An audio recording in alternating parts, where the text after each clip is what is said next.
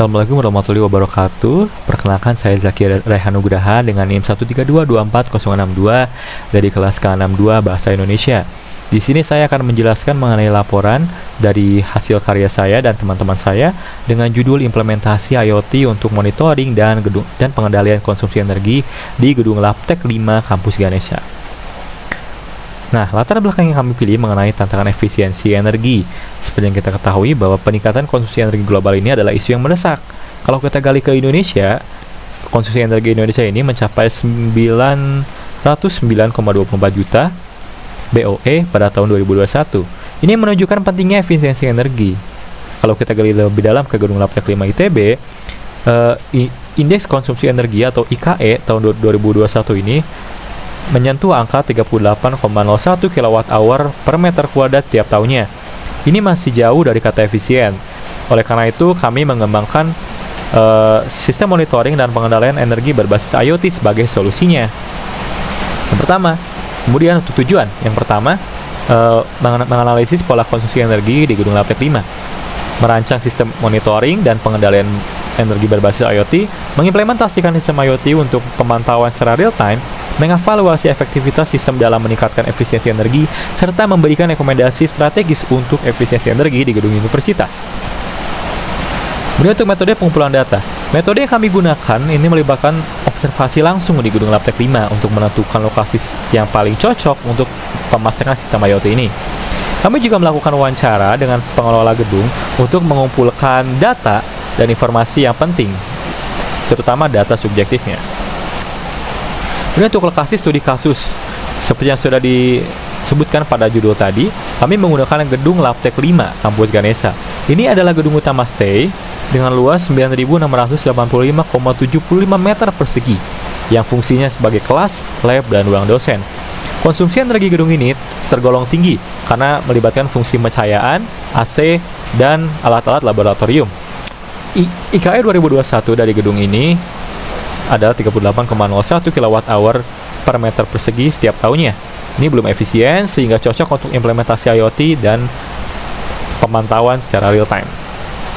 Oke, ini adalah data konsumsi energi awal pada tahun 2019 sampai 2021.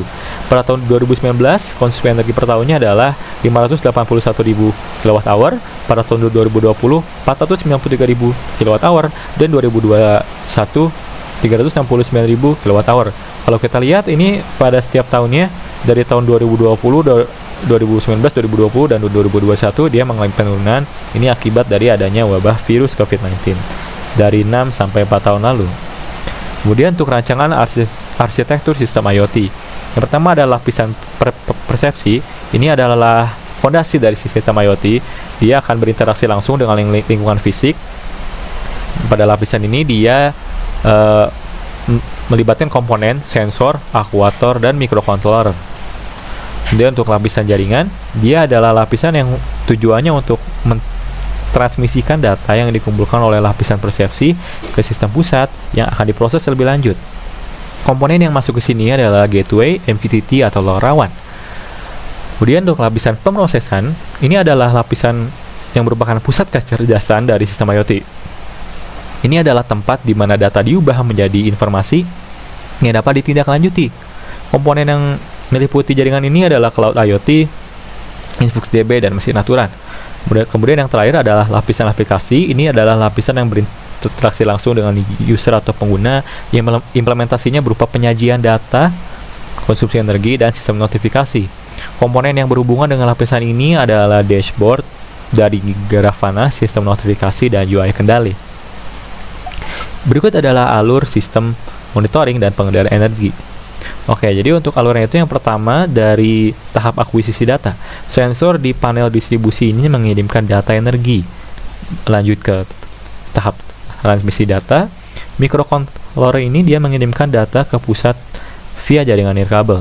Kemudian pada tahap penyimpanan, data yang sudah dikirimkan tadi disimpan di server pusat.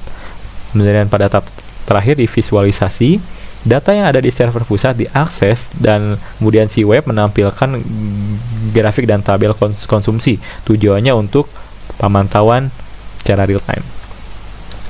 Oke, kemudian untuk pemilihan komponen utama. Yang pertama dibutuhkan controller ESP32 dan RS485 TTL modul. Kemudian gateway Raspberry Pi 4, sensor PZM004T, PZM017, DTSU 666 dengan software MQTT Broker, InfluxDB, dan Grafana. Nah, kemudian mengenai efektivitas implementasi. Nah, jadi hasil implementasi ini menunjukkan efektivitas yang cukup signifikan. Karena sebelumnya, pada 2021 ya, konsumsi energi rata-rata tadi adalah 150 kWh per hari dengan IKE-nya 38,01 kWh per meter persegi setiap tahunnya.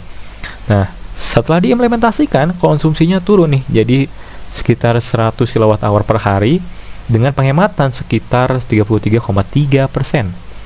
Nah, di sini tuh manfaatnya jelas, dia sebagai optimasi perangkat dan data real time untuk pengambilan keputusan yang lebih baik di masa depan terkait konsumsi energi. Kemudian berikut ada tantangan di lapangan dan solusinya. Yang pertama adalah sumber listrik yang terbatas. Nah, ini bisa diatasi dengan IoT berdaya rendah menggunakan sumber daya baterai atau panel surya. Kemudian adanya lokasi fisik yang sulit sehingga dibutuhkan IP rating yang tinggi dan desain yang aman. Kemudian banyaknya sumber daya manusia yang belum familiar dengan sistem ini. Ini dibutuhkan adanya pelatihan teknis dan antarmuka yang intuitif. Kemudian untuk kesimpulan.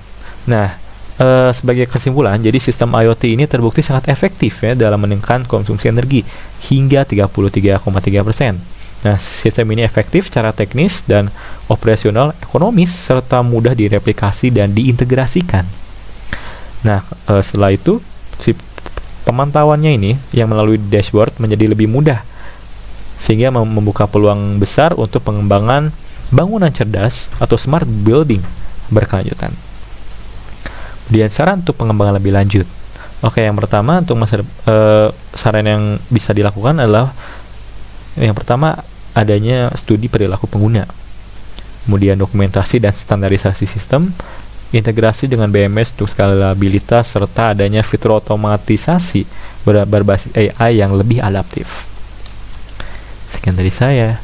Terima kasih.